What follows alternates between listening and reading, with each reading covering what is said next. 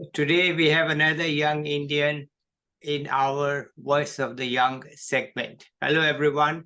Good to be with you once again. Today we have with us Rick Rejeleene. Let him explain to you what he does and who he is. Over to you, Rick. Hello, everyone. So my name is Rick Rejeleene. I'm currently a PhD candidate in machine learning at the University of Arkansas in the US. My advisor is Dr. Xiaowei Xu. He's the inventor of a famous clustering algorithm called dbScan. So I'm currently his student. And I'm here to just talk about where I come from and how I ended up in the US. Just a brief summary of my career journey and my upbringing back in India so that people can learn from my life journey. So I would say I'm the son of first generation white collar professionals. That's the way I would put it. And I'm the son of a doctor and mechanical engineer from a small town called Tirunelveli, Tamil Nadu. So I often joke Tirunelveli is a small town of 1 million people. And a lot of people in America just, a small town is 1 million. But as you know, India has 1.4 billion people. Right. So it's a joke. So and some fun facts about my town. In 2021, I was invited to a small international student group just to talk about my PhD journey and same as this. And I discovered that Tirunelveli was 2,000 years old. So the town that I grew up is 2,000 years old, and America is not even that old. America is only like 400 years old. So Tirunelveli is also famous for a famous sweet called halwa. It's so famous. There's a small store called Dark Shop Halwa. If you translate to Tamil, it's called Irtukalai Halwa. So the store is about 100 years old and they haven't updated it. So they still have a lamp, a 100-year-old lamp, and they open only like for 1 or 2 hours, and people just gather around, and it's so famous. And everyone who goes to my town visits there. I would recommend everyone if you like sweets. Next, I wanted to share just a little bit about my upbringing and my early education. So I grew up in Tirunelveli. I went to a private Protestant Christian school. That's how I would put it. It's called Rosemary. It's a popular school in Tirunelveli. My education journey. So I was there. My brother even went to that school. I was the topper, like very studious in my middle school, 4th, 5th grade. But then by high school, I was below average. Our school has a lot of academic oriented folks. I would say by 6th grade, my brother was already going to med school in Tirunelveli. So he went to Tirunelveli Medical College when I was in 6th grade. I didn't know what college was in middle school. And my parents wanted me to become a doctor or engineer. That's the career choice I had, as all other Indians can relate in Tamil Nadu. Either you become a doctor or engineer. Everything else is failure. That's how they considered it. So I turned out to be an engineer. So I also wanted to share briefly some stories. So when I was in 7th grade, studying in school, my parents bought a computer, a desktop computer. Now, unlike other people, I would say I would put it together. I would open the computer, CPU, everything, and I can put it back together. I actually had a friend, my brother's friend. He was doing his engineering. So we will just talk about different parts in the computer, architecture, motherboard. At 7th grade, I was so much interested in it. I wanted to learn. And because I did that, people around me, if they had any computer problems, they will call me. Yeah. So people around me, software problems, kind of like a technician. So by 7th grade, I trained myself to be a computer technician. And I mean, not many people knew about computers a lot. And I learned from this other friends, from my brother's classmates. That's how I learned. And and 7th, 8th, we already had internet in our home. This was 2001. by 2000, I would say my earliest, I think by fifth grade, I had an email, fifth or fourth, I think so. I would have a small bicycle, go to an internet cafe. You had a Yahoo Mail, GeoCities. I would say I grew up in the internet. Yeah, you So did. by that age, Yeah, you did. and my pastime was to create websites, but they had GeoCities back then. So I would create websites of myself with some space pictures, and then I would go to NASA's website. So just a couple of times, and then also play video games. At that age, I played a lot of video games. So that was my first exposure to computer science, technology, computers, especially the internet. I'd say the internet was something that taught me everything. But by fifth or sixth grade, you want to know a lot about how things work, especially on the software side. That I would say I learned my PhD first year. That's when everything clicked, which I'll share in my journey. So I was very inquisitive about computers at that age.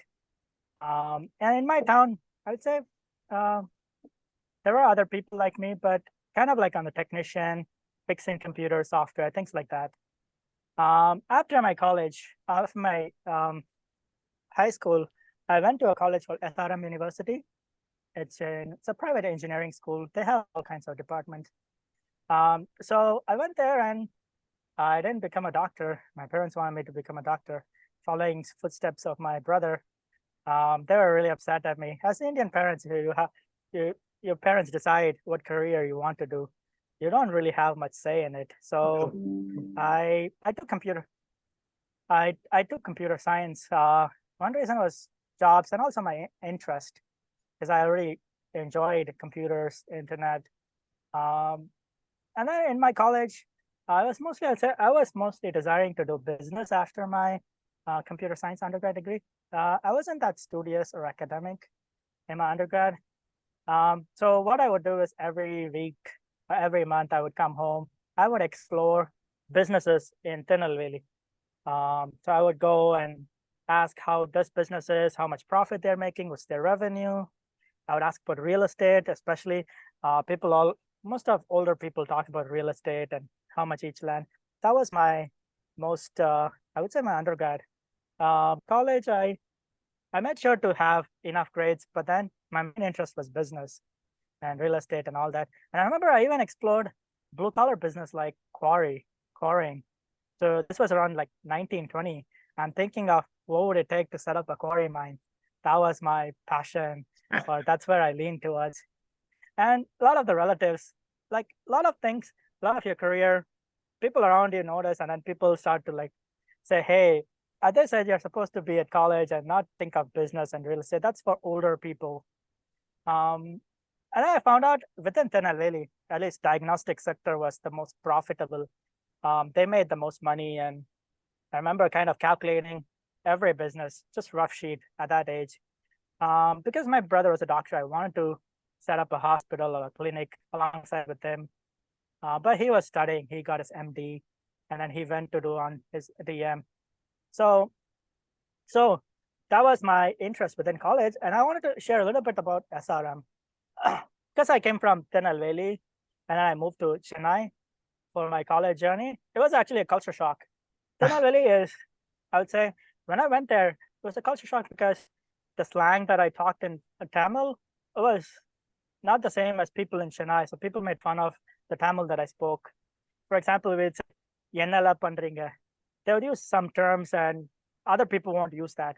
I remember I was surprised and shocked. And there are also Indians from other parts of India. So there were a lot of people from Andhra Pradesh, people from Mumbai, Kashmir, Bengal. It was really diverse. SRM is diverse. And even though it's in Tamil Nadu, you had only like 4 or 5 people who spoke Tamil. That was difficult for me to even mingle with people. And people usually formed groups. Their friendship circle formed based on language. So if you spoke the same language, you'd probably be in the same group. So I saw that in SRM, and by third year, it was good. I think third year, I started to get back into my academics and pick up, and I wanted to do better in my academics. the third and fourth year, I started seriously, and I also started to prepare for GRE, TOEFL. Everyone does that. The third year, fourth year, and I started to ask, people do that GRE. I remember for GRE classes, people sign up for classes, coaching, all that. There was a Anglo-Indian professor. He was influential for me. Donald. He was from Lyceum. There was a center named Lyceum. So I would drive from SRM early morning on Saturdays for his classes, and he spoke impeccable English. I mean, I really enjoyed his classes. He was inspirational, I would say. So I took GRE. Rick, let me stop you for a minute. In my time, when I was applying, thinking of going abroad, there was no classes for GRE, right? I took the GRE without ever having done a single multiple choice test in my life. I had never seen a GRE exam. I had never seen a multiple choice exam, nothing. Just, there's no preparation. There's no book. There's no one. It was all because I had gone back to Jaipur. I was not even in Delhi, and in Jaipur there was no one who knew. In Delhi, you could go to the US Council or something, but in Jaipur nobody knew. So the test was in Delhi, and I just took the train there and went one day and took the test, not knowing what is going to come. So the world has changed so much. I say, okay, guys, we were of the generation where we knew nothing. Okay, absolutely nothing. It was all a shot in the dark. We had no idea. And actually, in applying to universities, we had to send it by postal mail, and it used to go by air mail. And we actually didn't have enough money to pay postage on more than 4 or 5 applications, because postage was expensive compared to our incomes. So we had to choose 4 or 5 places without knowing what they were, just because the postage cost. So the world has changed. I just wanted to tell you how the world has changed. In that time, 50 years, the world has changed. Okay, sorry to interrupt, but go ahead.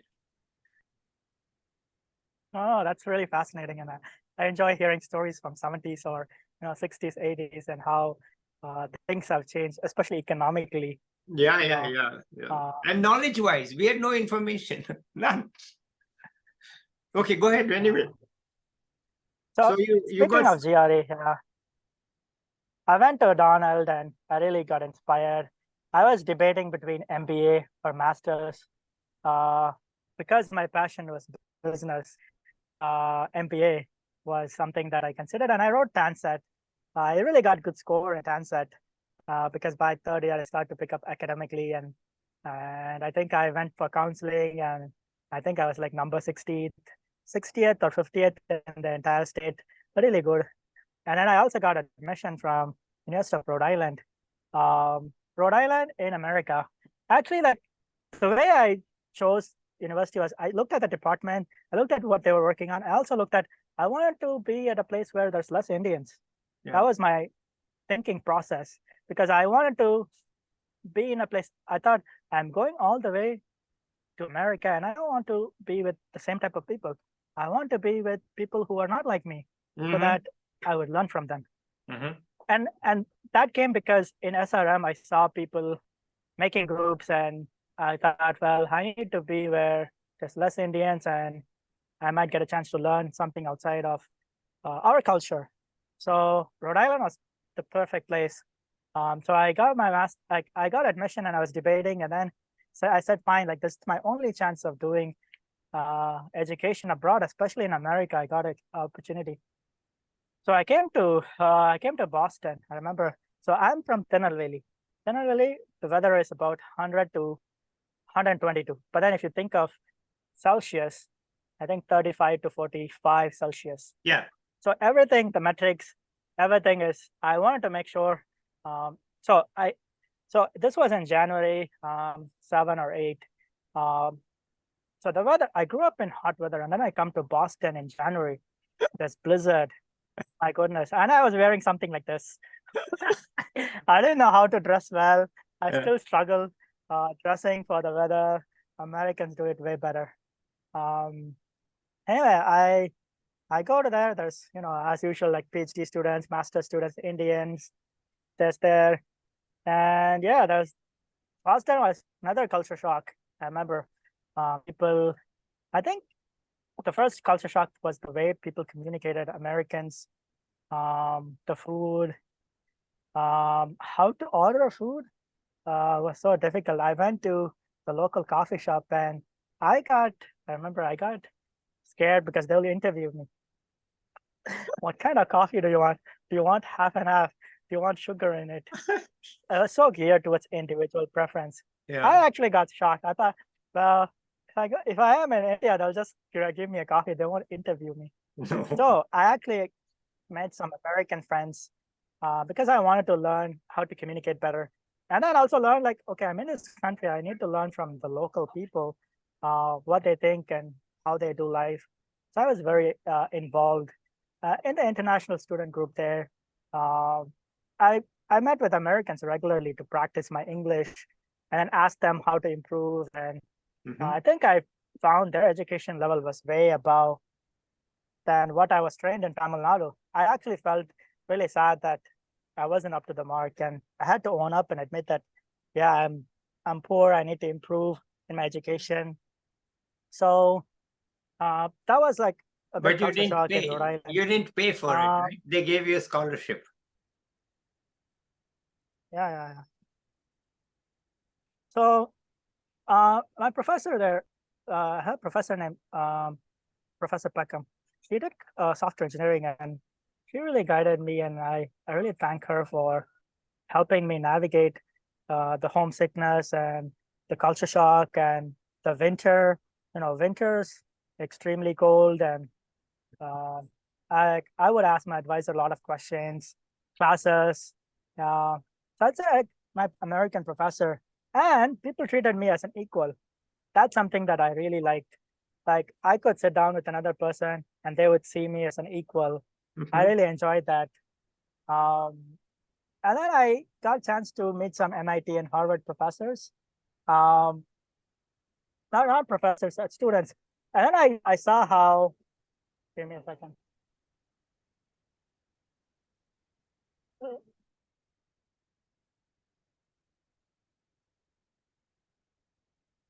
Is there some lights there or something?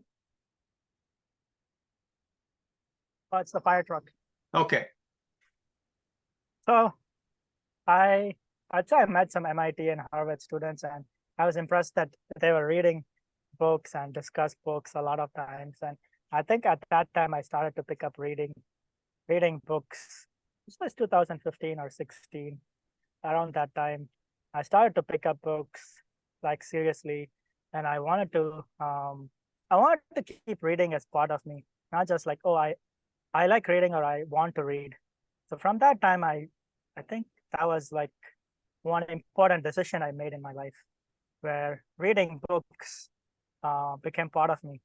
Like I would read anything academic, mostly like classic books. So that was an important decision. And I also wanted to share some frustrations. I most of the decisions everything is on the internet. So you can go to a blog and find information. So a lot of things on the internet, I remember. But still, like with career journey, I remember I had difficulties. I didn't want to be a programmer for the rest of my life. I wanted to do something else, but I knew like the computer science, you probably end up as a software engineer. But I thought, well, I would want to do something else. Yeah. So I saw some of my relatives, doing programming, a lot of things. So, but I didn't want that because I thought there's already so many programmers. Yeah. I'm going to be one among them. So Yeah. I need to do something that only I can do. I had that thinking. So with books, that's an important part of my life journey. I remember I usually pick classic books, books that are considered as classics, and which leaders usually read. So if I look at a professor like take Alvin Plantinga, he's a famous Christian philosopher. So basically, I would just see what books he read. instead of reading his book, I would read the people who influenced him and Mhm. then try to summarize them. Okay. So for example, he would quote Thomas Reid a lot. So I would read Thomas Reid instead of his work and then try Okay. to understand him. Okay. So in the beginning of my reading journey, it was difficult. I didn't understand anything. I started with philosophy mostly. I didn't understand anything. I would try to read cover to cover. After reading probably around 20 books, I started to realize that I forgot what I read. So I started to take notes. Yeah. I started to take notes and then started to categorize what subject is it, what's the key question. I started to do that. And then as I read more and more, my reading habits became better. I think there's a book called How to Read a Book. That's one of my favorite book by Adler. He was a educator, American educator. I really like that. It teaches how to read a book, what type of book it is, and what do you do with it. So yeah, reading, I think that also gave a lot of confidence. It also helped me to deal with loneliness, isolation, which comes from living abroad. Yeah. Instead of watching TV, I sit down and read, take notes, have questions. I try to summarize and post on Goodreads. Yeah. It also helped me to connect with other new people from a new interest. So if someone is doing architecture, knows something about architecture, and I'll be able to discuss with them and make friends. So I would say like reading, it's something that really changed so much. And I try to stay away from popular best-selling. I usually go to the core of the work. Okay. If even take Jordan Peterson, he has popular books people know, but Maps of Meaning is academic work. I go there and try to summarize that. All right. So and then after you got your degree, what happened then? Yeah. So at the end of my master's thesis, I really started to enjoy at least like education. I started to have the confidence to do a PhD. Only at the end, it was difficult. It wasn't it wasn't easy. I would say it was really difficult, especially my thesis, master's thesis. I think my advisor, he had like 50, 60 times revision. It was just really stressful. I remember. After that, I worked in industry. So I worked a little bit for like 3 years. I worked as a data scientist and a product manager. But I actually like wanted to do a PhD because I had the confidence and I also had some industry experience. And I wanted to be a research scientist or a professor in the long run, or even like be a technology leader. So for that, you need a PhD. So I looked into it and I got interested in machine learning in 2017, especially deep learning. Machine learning requires a lot of math. And I think around that time, I started to buy books and I was looking for programs and I somehow ended up in machine learning, PhD. Okay. I would say I desired it and I somehow ended in PhD. Yeah. And I ended up doing it in language models, which is like a hot technology right now, language models. So PhD first year, I published a video processing paper. But then my second year, I moved to work with Dr. Shu because he was working on machine learning. And I also want to share this another key event I wanted to share. When I was working in industry, so growing up, this was another difference. In India, in my dad's generation, you got a job and then you stay there until you retire. Yeah. So I had that thinking like, oh, if I change a job or find something else, then I'm a failure. that thinking was there. So I remember it was really hard. A lot of the way I was brought up, like my father's generation, that generation. Yeah. You stick with the company and you work and then you retire. Correct. So that was difficult for me to understand the way of thinking. Yeah. So when I was working in DC, I remember I worked at a small company, a MarTech product. That's how I would put it, marketing technology product. Yeah. So I was working in DC and I actually was exploring what was happening back in Tamil Nadu. And I remember I was sitting there and I saw an ad of this company called Zoho. And I'm sitting in DC and I see their marketing of the help desk product. Yeah. And the advertisement was basically they're building a world-class product from Tengasi, Tamil Nadu. I was shocked. I was shocked because I grew up in Tirunelveli, which is close to Tengasi, and they're making world-class products from my town that I grew Yeah. up. Yeah. So I'm in DC and I'm thinking, what am I doing here? Yeah. What am I doing here? Like I have education, I have experience, but Yeah. that actually like challenged my perception of software. Then I explored other software companies in Tamil Nadu, kind of started to learn what they're doing, their career paths, things like that. I was really impressed with Zoho Desk, and then Freshworks, couple of companies, Freshwork, Kissflow, Matchstraight, and AI company. So within software product companies in Tamil Nadu, there's few of them.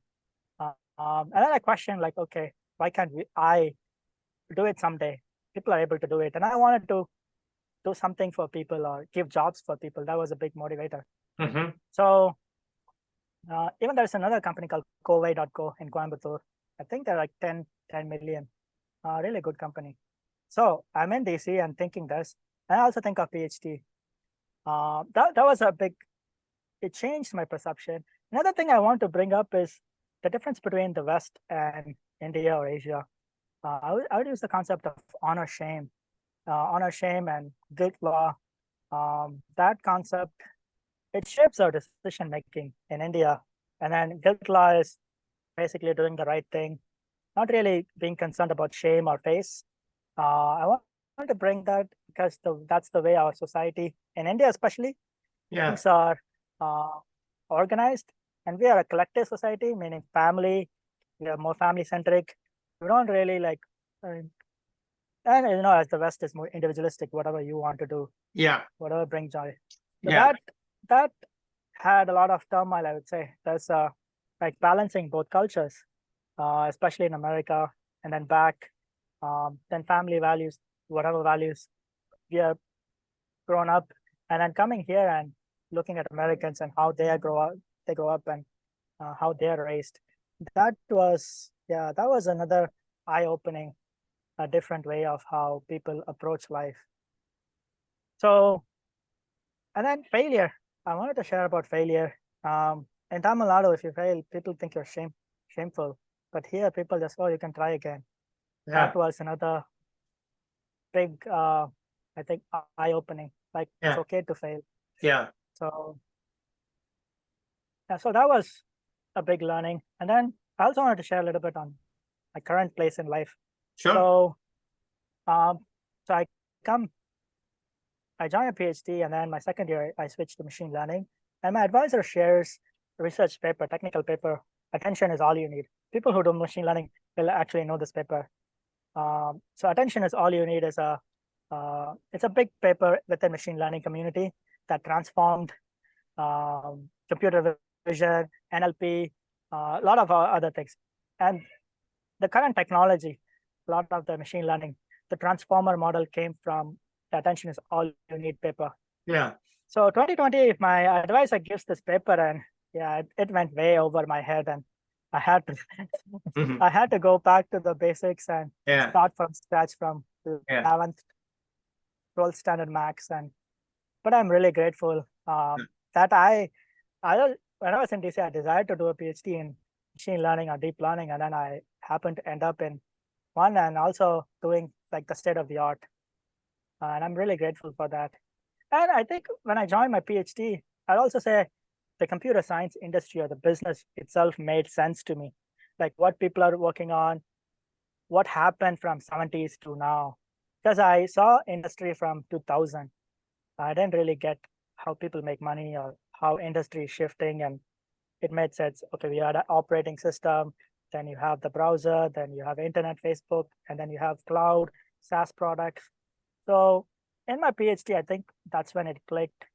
And I started following all the research labs like DeepMind, my first year of my PhD, DeepMind, and some really like good professors I appreciate and admire. I would say R.A. Fisher. If anyone does statistics, people would know R.A. Fisher. I really like he's a statistician and an academic. And then Professor Paul Raj is retired from Stanford, electrical engineer. And then TSMC founder Morris Chang, he's always on the news. Okay. They're like just influential and just trying to learn from their life and how they did things. And the last 6 months, I've been reading a lot on economic history and economic policy. My focus has been just that. So my my future goal is to be of help, to serve people and to bring jobs and to leave something like good for people. Okay. That's my long-term goal.